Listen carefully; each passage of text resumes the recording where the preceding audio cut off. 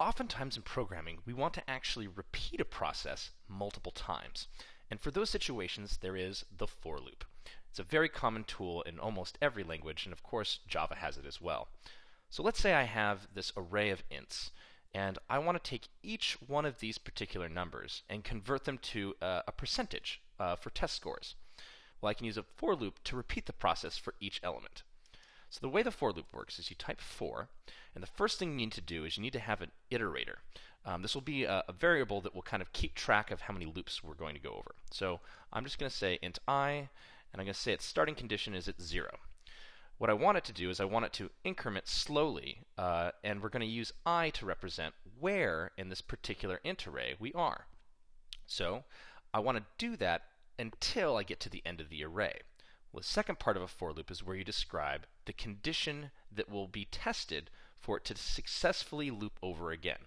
So in this case, I want that to continue to loop through it until I reach the end of test scores. So as long as this I is less than the actual length of that test score array, I'll be fine. Lastly, you want to describe in between each of these steps what will happen to this letter I. In this case, I just want to increment it by 1. Now, we have our starting condition, which is 0, and then every time that this block of code executes, it's going to increment I to be 1 more than it was before, and it will do that until I is greater than the length of the array. At that point, we want it to stop. So using this, I can now say test scores at the position of I will equal test scores at position I times 100 out of, let's see, out of 67. And I'll just make this a little more clear, like that.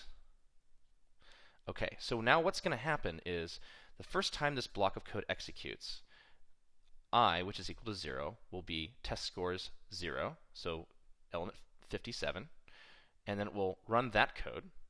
And the next time it runs through, at the end of this block here, it's going to go back and say, okay, now I is equal to 1. And then the next time, it will be 2, and then 3. And then at that moment, this block of code is not going to run anymore, because this condition that we set up here will no longer be true. And that is how you can loop over sets of data without having to write a lot of code.